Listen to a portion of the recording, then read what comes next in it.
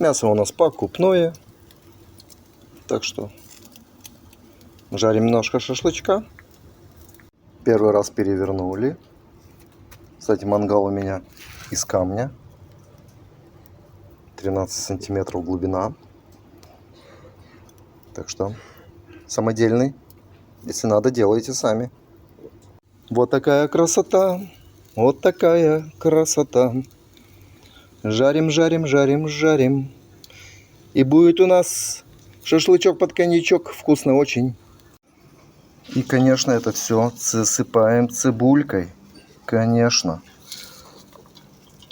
Тогда будет офигенно вкусный шашлычок. А главное блюдо это... Напишите мне сами. Вот так вот. Сейчас мы будем это все кушать. Всем приятного аппетита.